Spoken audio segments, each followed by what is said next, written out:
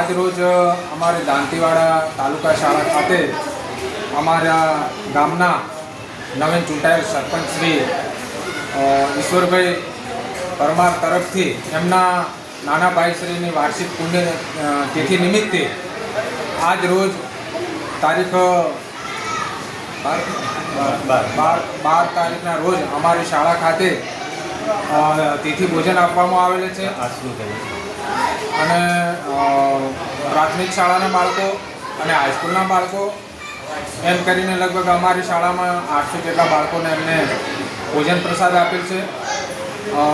ખરેખર ઈશ્વરભાઈને ખૂબ ખૂબ અભિનંદન. બાળકોને અહીંયા તિથિ ભોજન આપવા માટે દાંતીવાડા તાલુકા શાળા પરિવાર ખૂબ ખૂબ અભિનંદન પાઠવે છે. આ સાથે અમારા એસએમસીના ચેરમેન બેચરભાઈ અને અમારા એસએમસીના સભ્યશ્રી પણ હાજર રહેલ અને ખૂબ સારો સહયોગ આપેલો. ખૂબ ખૂબ ધન્યવાદ ઈશ્વરભાઈ અને એસએમસીના સભ્યોને.